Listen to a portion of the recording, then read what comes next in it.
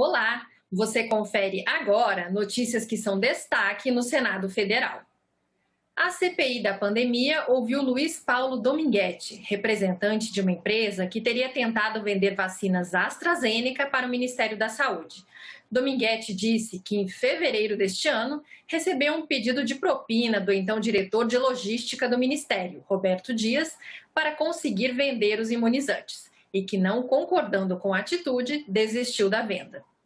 Eu queria lhe fazer uma pergunta, senhor Dominguete. O senhor está aqui sob juramento. Pois não, né? excelência. O senhor levou uma denúncia grave para a Folha de São Paulo, falando exatamente do pagamento de propina no valor de $1 por cada vacina. O senhor assegura categoricamente que havia dentro do Ministério da Saúde um esquema de pagamento de propinas, de corrupção e de envolvimento desses representantes dessas farmacêuticas? O que eu asseguro a Vossa Excelência é que eu recebi um pedido de acréscimo de $1 por vacina do senhor Roberto Dias. Agora, como era esse, para quem ia, se existia alguém que ia, quem ia receber, eu não tenho esse conhecimento. E durante o depoimento, Dominguete apresentou um áudio do deputado Luiz Miranda.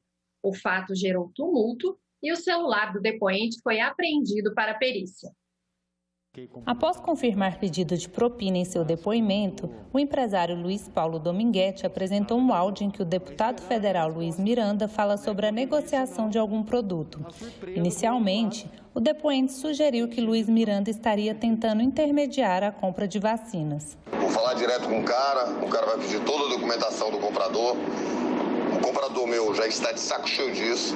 Você sabe que eu tenho um comprador e com potencial de pagamento instantâneo. Até que ele compra o tempo todo lá. Quantidades menores, obviamente. Mas depois, Dominguete voltou atrás e disse que não sabia o contexto do áudio. O depoente explicou que o áudio foi enviado pelo CEO da empresa Davat no Brasil, Cristiano Alberto Carvalho. Logo em seguida, o deputado Luiz Miranda chegou na CPI, o que causou tumulto. Que é isso? Que é isso? Que é isso? Vamos prender, solicitar. Senhor presidente, nós o investigado conversando com o relator, presidente. Que é isso? A CPI determinou a apreensão do celular do depoente para periciar o áudio apresentado. A Polícia do Senado já está aqui para fazer a inspeção do celular do depoente, conforme foi encaminhado por essa presidência. O presidente da comissão, Omar Aziz, informou que o deputado federal Luiz Miranda se reuniu com ele, com o senador Marcos Duval e com o líder do governo no Senado, Fernando Bezerra, para explicar sua versão sobre o áudio. Ele disse que esse áudio é de 2020, que é uma negociação nos Estados Unidos, não tem nada a ver com o Brasil. É um áudio que nem se falava em vacinas ainda e que está editado aqui para prejudicá-lo. Ele foi agora à polícia levar o áudio completo, fazer uma denúncia crime e que irá dispor para a gente a edição. Senador Senhor presidente, Ranolfi, com todo respeito, essa testemunha foi plantada aqui. Ela foi plantada. Ela está em estado flagrancial do artigo 342. Com base em que o senhor fala isso? Tem que dar voz e prisão a esse depoente. Com base em que o senhor fala isso? Presidente. Plantada por quem? Com base em que? Olha aí, qual é a conversa, qual conversa anterior a esse vídeo, esse áudio se refere a quê? Ele fala em Walmart, ele fala em pequenos contratos. Ele nunca fez contrato nenhum com o Ministério da Saúde. Eu recebi o áudio e acreditei no áudio de boa fé. Da mesma forma que me foi postado e induzido a acreditar que eram vinculados, pois eram postagens próximas, uma embaixo da outra, dando a entender a mim que eram vinculados o mesmo fato. Eu não irei lhe prender porque eu imagino as suas filhas, os seus filhos, sua esposa lhe vendo nesse momento. Aquilo que a gente não quer para a gente não deseja para os outros. O senhor pode ser expulso da Polícia Militar. Porque o Cristiano mandou o senhor fazer.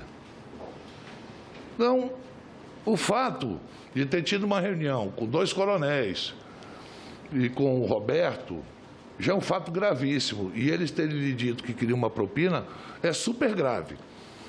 Mas também é grave muito grave.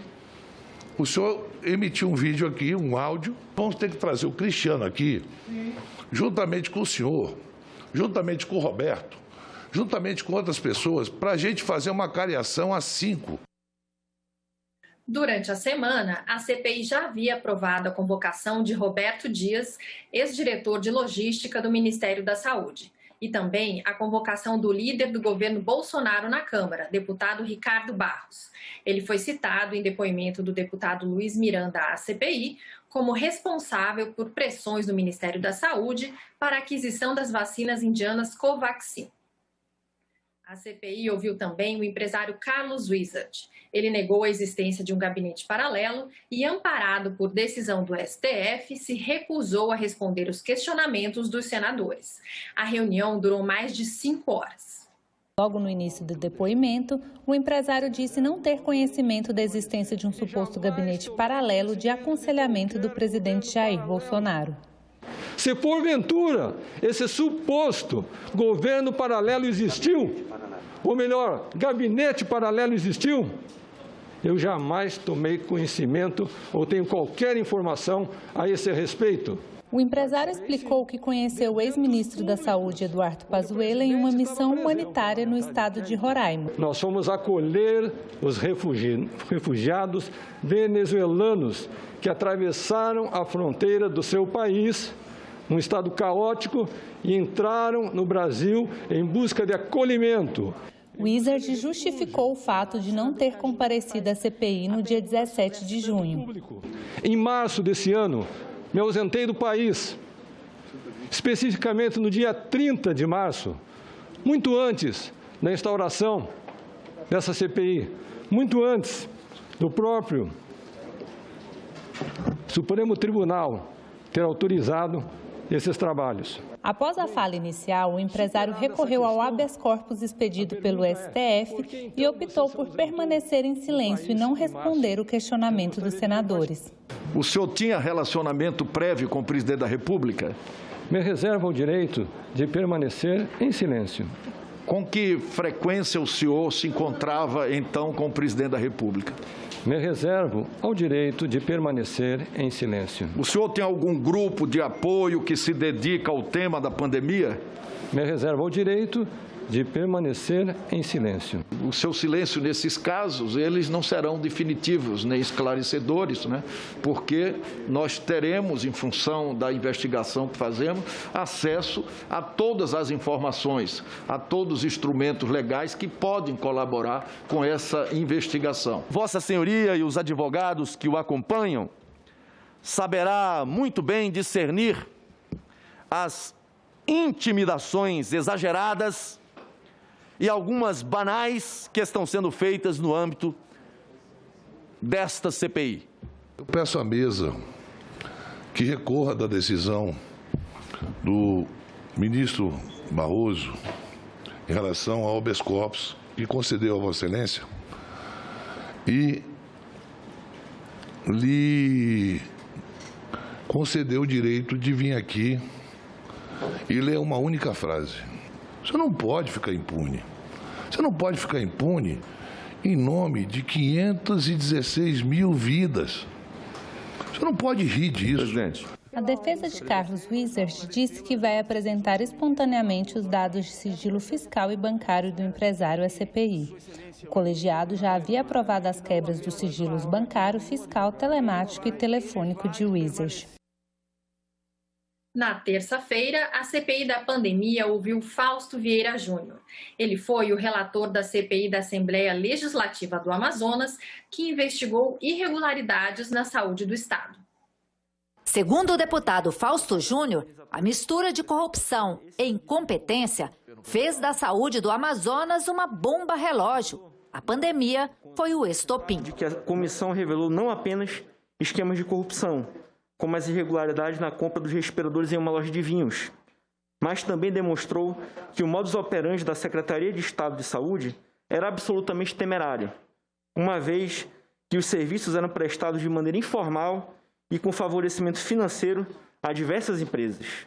Como consequência, centenas de pessoas naquele momento morreram em casa sem tratamento algum. O deputado não quis falar sobre o colapso da falta de oxigênio, pois quando ocorreu o problema em janeiro deste ano, a CPI já tinha encerrado os trabalhos. Vários senadores quiseram saber por que, apesar dos indícios de irregularidades, a CPI da Saúde no Amazonas não pediu o indiciamento do governador Wilson Lima. 17 crimes, 1,5 bilhão de reais sob investigação de irregularidades. Nós vimos 50 pedidos de indiciamento e o governador não foi indiciado. Nosso relatório ele serviu como base para 3 operações da Polícia Federal, que sim chegaram a encontrar casos que conectavam o governador do Estado. Por que a Assembleia Legislativa, diante da decisão do Supremo Tribunal Federal, que não permitiu esta comissão investigar o governador Wilson Lima, porque foi o Supremo que disse que a competência não era nossa, por que a Assembleia Legislativa do Estado do Amazonas, senador Randolfo, neste momento, diante dos fatos, não abre uma nova investigação sobre o governador Wilson Lima? Senador, esse é o nosso papel constitucional, de fiscalizar o governo do Estado. Isso tem sido feito. Os senadores aprovaram em sessão plenária a criação do crime de violência psicológica contra a mulher e também o programa Sinal Vermelho contra a violência doméstica. Quando a mulher se sente ameaçada, constrangida, humilhada ou chantageada, entre outros danos emocionais, ela sofre violência psicológica. E é esse o novo tipo de crime que o Código Penal vai passar a prever caso a proposta vire lei. A pena para quem cometer o delito é de prisão de 6 meses a 2 anos, além de pagamento de multa. Não tem sido fácil, de maneira nenhuma, a mulher sobreviver numa sociedade que traça caminhos tão duros, ainda trazendo requisitos seculares de discriminação e que incide em violência crescente. Cada dia é um dia, cada luta é uma luta, mas que havemos de vencê-la pela cultura, pela educação e pela obstinação das mulheres, de que se promova a justiça, impedindo que mais mulheres sejam vítimas de violência, de desrespeito e mais ainda, do feminicídio, que é aquilo que é a nossa vergonha nacional, estampada em manchetes do mundo inteiro. Nós estamos falando de 5 mulheres vítimas de feminicídio todos os dias, dentro de casa normalmente, o que significa que normalmente é uma mãe que morre.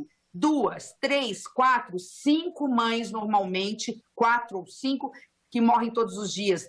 Nós estamos falando, portanto, de pelo menos 5 crianças, jovens, filhos que ficam órfãos todos os dias por conta dessa violência. Esse projeto também cria o programa Sinal Vermelho contra a Violência Doméstica. Se uma mulher for até um órgão público ou uma entidade privada participante do programa e mostrar um X escrito na mão, como esse aqui, os funcionários deverão encaminhar a vítima ao atendimento especializado.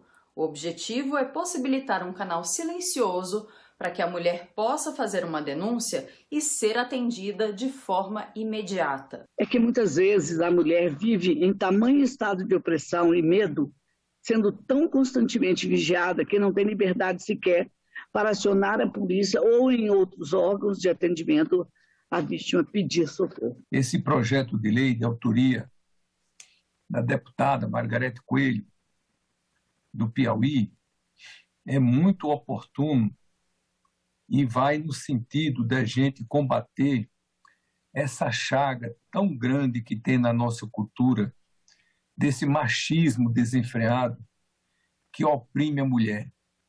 Muitas leis nós já votamos, a exemplo da Lei Maria da Penha, e precisamos votar mais ainda.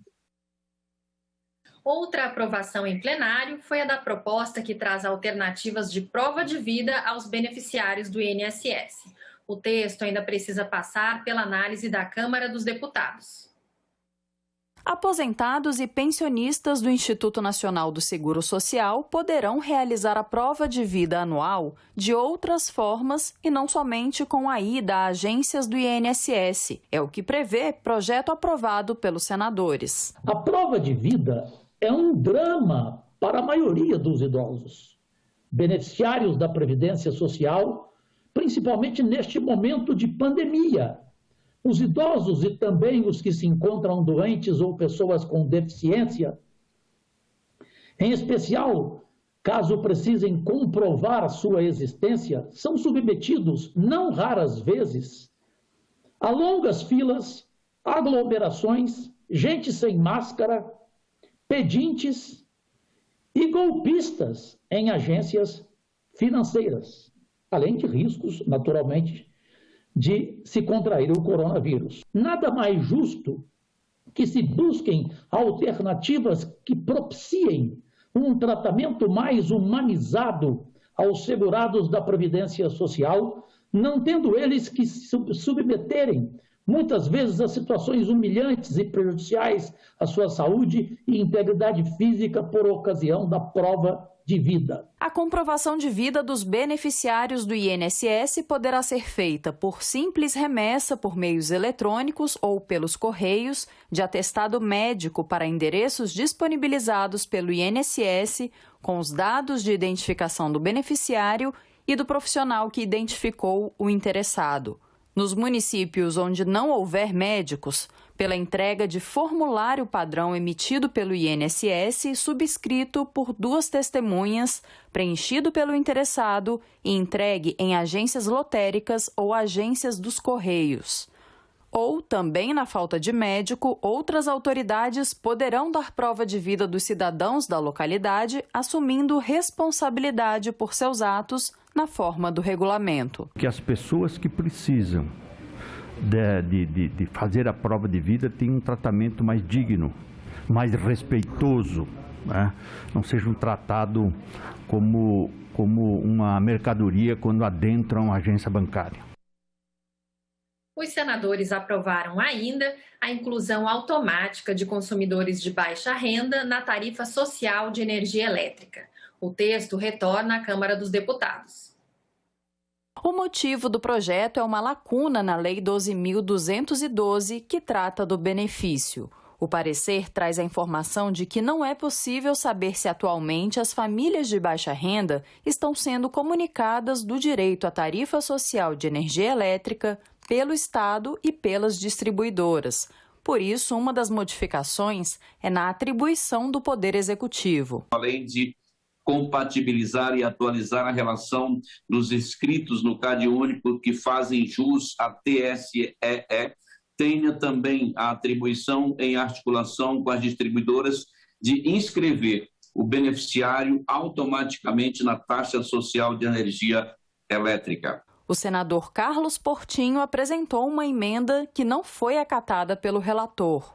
Eu fui secretário de Habitação, o senador Zequinha aí, que realmente me surpreendia ao andar em vários condomínios. São pessoas que foram transferidas de comunidades onde não pagavam provavelmente a sua luz, entraram na vida formal com dignidade dos programas que foram lançados, né? E aumentam, inclusive, a arrecadação não só do governo, como das concessionárias, entram na formalidade.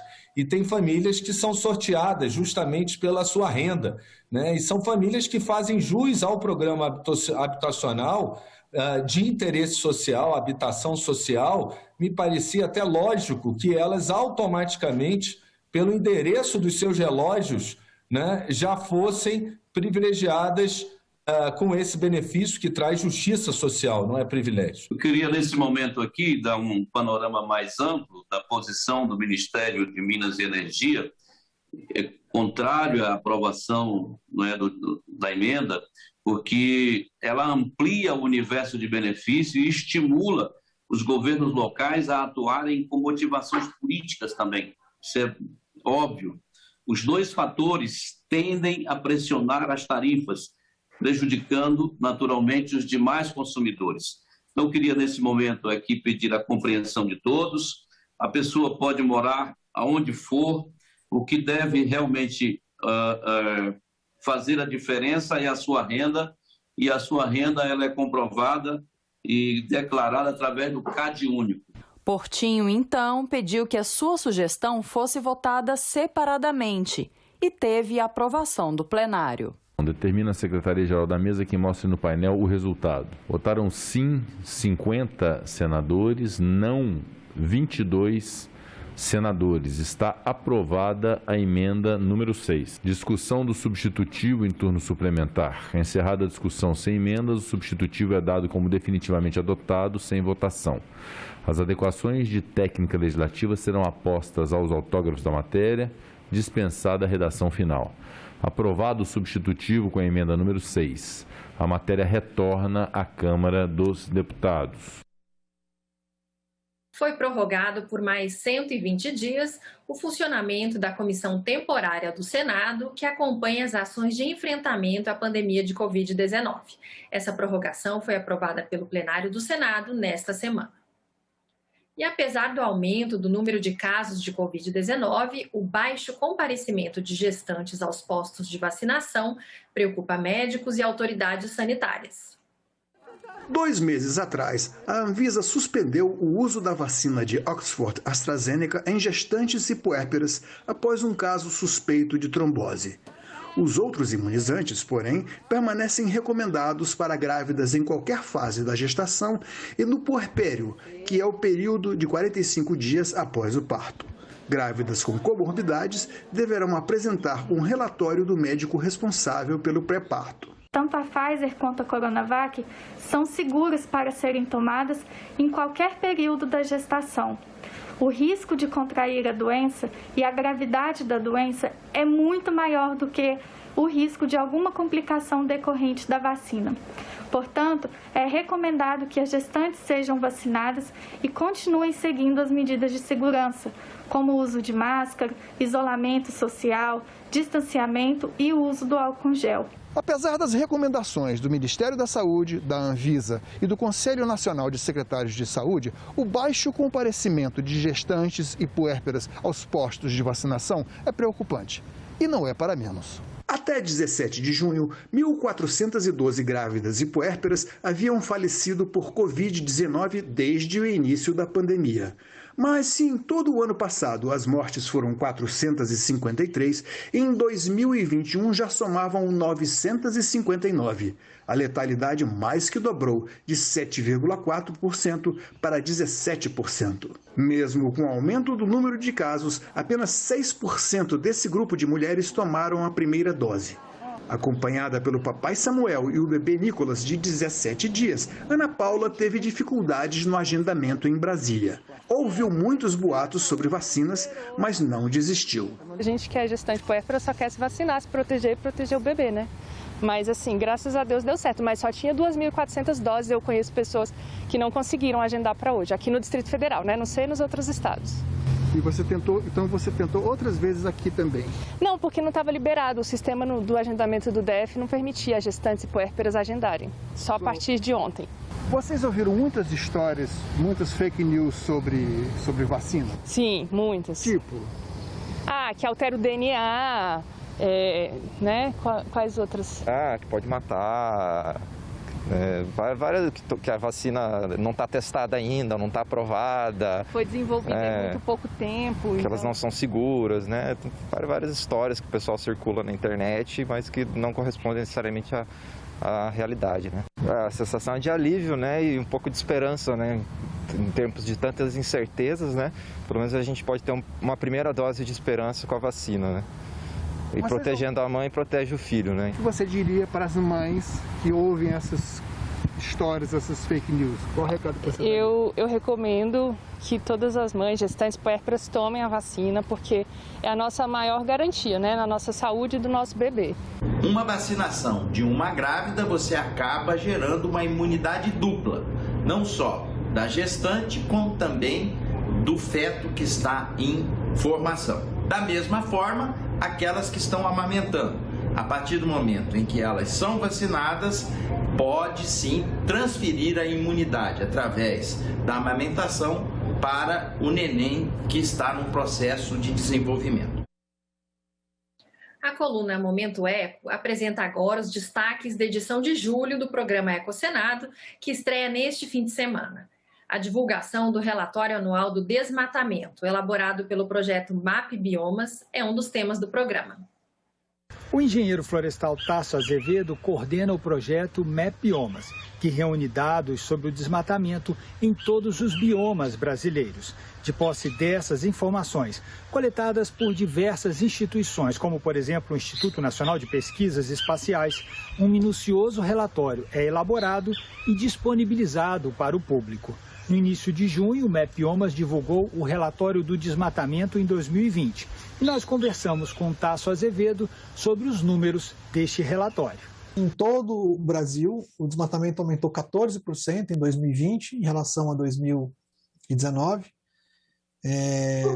chegando a 13.853 km². Né? Então, cresceu em todos os biomas, não só na Amazônia, no Cerrado, na Caatinga, no Pantanal, no Pampa, na Mata Atlântica.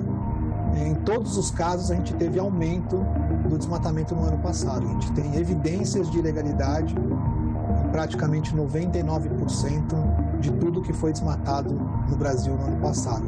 Durante a entrevista, Tasso nos lembrou que entre 2004 e 2012, o desmatamento no Brasil sofreu uma redução de mais de 80%, o que, segundo ele, prova que nós sabemos o que tem que ser feito para reduzir o desmatamento no Brasil. Nós temos tecnologia, temos os relatórios mostrando onde está o desmatamento e a ilegalidade, e é preciso uma ação fulminante no poder público em penalizar e embargar as áreas que foram desmatadas ilegalmente, e do setor privado de eliminar das suas cadeias de produção toda e qualquer área que tenha tido desmatamento recente.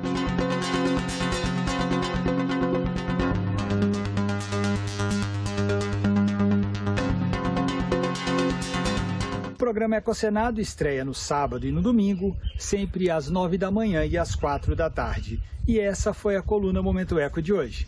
Tchau!